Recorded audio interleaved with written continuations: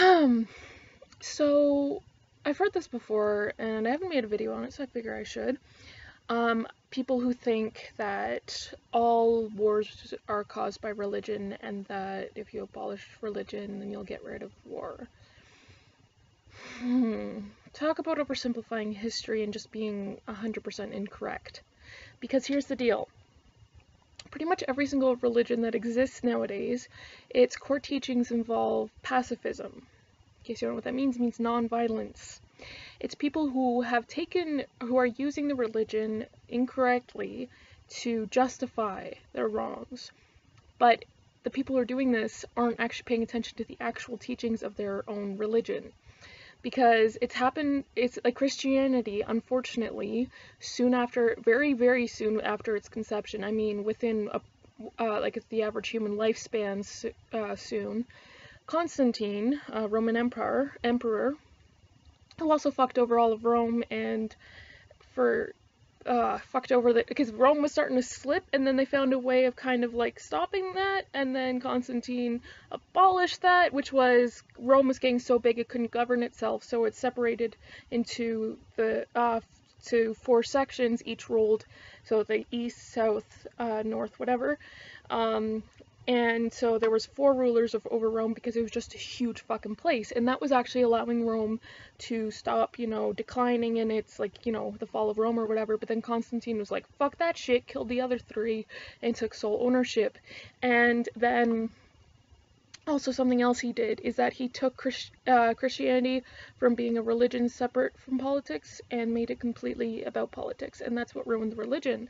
Is he decided to use it as an excuse for all of his crap, all these wars that he was pulling and everything else, because he converted to Christianity, and he said God was telling him to do this stuff and all this other stuff, because apparently he got a sign while he was in battle, and then when he said he accepted God as his Lord, that he won the battle or whatever else. And except the thing is that he committed all these atrocities under the word of God, but he didn't actually get baptized until he was on his deathbed, because he knew himself that what he was doing was against the religion. But he knew that also baptism meant that you are abolishing all those old ways and converting to the religion. So he was being a spokesperson and using the religion to justify his whatever without actually being a part of the religion. And then from then on, it just went completely political, and that's what completely ruined the religion. Is instead of teaching, Jesus's words, which are love one another, treat everyone as your equal, value everyone, and all this other stuff, and don't judge others for their sins because you're not perfect either. Because there's 2 things that he said, like, he who has committed no sin may cast the first stone. Also, get the log out of your eye before you take the sty out of your friend's. So he was just constantly saying, yo, chill the fuck down, and we're all in this together, and we're all equal. And he didn't treat women like crap, he didn't treat children like crap, and then the religion got taken away and made all political and all this other crap. So, and then Christianity went and it was basically whoever was in charge at the time, basically people were so poorly educated that they couldn't read the Bible because they were completely illiterate, so they just believed whatever that was told to them by their leaders. So if they wanted to retake, Jerusalem, but the Muslims were there because, Islam had kind of was influenced by Christianity and Judaism with the monotheistic. A lot of people don't realize, but the 3 monotheistic religions, it's essentially you're all worshiping the same God, okay? I mean, Islam recognizes Mary and Jesus and Abraham and all this other stuff as prophets of Allah.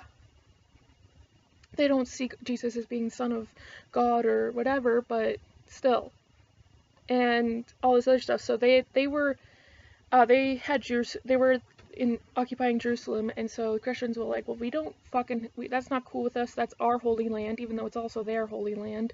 It's the big 3 monotheistic religions' holy land. But anyways, so they decided to have all these wars to try and take it over, and to convince people that killing was okay in this way, to kill these human beings, was saying that it didn't count. If you kill them, that's okay, it doesn't count. and also actually the more infidels, yeah, actually they were the ones using the term infidel, which just means unfaith, like not of the faith, or non-believer or whatever else. So basically someone of a different religion who doesn't believe in your religion, even though they fucking different language, but very, very similar in different holy texts. But anyways, so they said the more of them you kill, the more reserved, or like the more affirmed, or the more like your spot in heaven is guaranteed. So it's basically saying that if you want to go to heaven, which there was all sorts of fear mongering about, you know, heaven and hell, you had to kill all these fucking infidels. So the Crusades, which lasted over hundreds of years and ended in needless destruction of historical whatever, as well as loss of life and all this other stuff. So just a big fucking financial gain for the rulers in Constantinople and Vatican area. I can't remember if Vatican was a thing back then, but I know Constantinople was. Anyways, who was that named after? So 1,000 years later, the place where the religious center is named after the guy who took the religion and made it political. Anyways, now what this is really mostly trying to tell you about is the fact that so many people look at Islam and say it's such a violent religion and that it's all about terrorism and everything else, even though compared to what Christians have done throughout the history of their religion, Islam is like the most peaceful religion if you're just looking at the two of them, because there's other religions that are far more peaceful. But anyways, Buddhism being a prime example. But yeah, there's Christianity. Its entire history since Constantine took over has been just slaughter and genocide and torture and acts of terrorism beyond your wildest dreams. A few crazy radicals have blown up a building or shot up a coffee shop, but Christians have completely wiped out entire cultures and almost entire races of people. They have completely decimated everything. They have fucked over everything. They have caused so much death and destruction and all this other stuff, and yet you think that Christians are better or more peaceful or less terrorists than Muslims, even though more Muslims are peaceful than Christians. Like Muslim is the second largest religion as far as percentage of human beings who are followers of the religion, Christianity being the most, but they're not very far apart. And there are far more crazy radical Christians, and even the religion as a whole is like full of fucking violence and hatred and all this other stuff, because everyone just uses the Old Testament, which was written by a bunch of fucking assholes, which Jesus was trying to say, you know what, that's a bunch of bullshit, could you stop? So, yeah, and besides, the Bible you're reading isn't even what was actually said, because here's the thing, it's a translation of a translation of a translation with multiple points in history of it being recorded that it was edited. That's the thing people don't get. You know the different versions of the Bible, like the King James Bible versus whatever? That's because King James edited the fucking Bible, and then he edited it. So what you're reading might not even be what was actually written down originally. So he could have just been, you know, was like, oh, fuck these people, and did this. And a lot of the times, the things that are in the Old Testament was these people saying, okay, you can't be like the enemy, so don't do things like the enemy. Don't lie with another man. What were the ancient Greek men liking to do a lot? Who were the enemy? It's just basic crap like that. And they also said a bunch of other bullshit that doesn't make any goddamn sense. And a lot of it makes sense back then because life was very different back then. But nowadays, it's just not applicable anymore because thousands and thousands of years ago, you had to be careful what you ate. So you don't eat pork because that has to be cooked very specifically or else you can get very sick. Shellfish, it can go bad very quickly. So hence why after saying don't lie with another man, it says don't have anything from the sea without scales, or basically describing shellfish. And there's all this stuff like you can't. The thing is that people don't realize is that Americans as well, they're kind of like the modern Christians because they get all pissed off when anyone else does the smallest thing to the point of completely decimating and causing extreme pain. Like my atomic bomb video, talking about like they just They attacked a military base, so U.S. responded by doing exactly what they did, only all over a bunch of civilian stuff. And then if that wasn't bad enough, they dropped 2 fucking atomic bombs.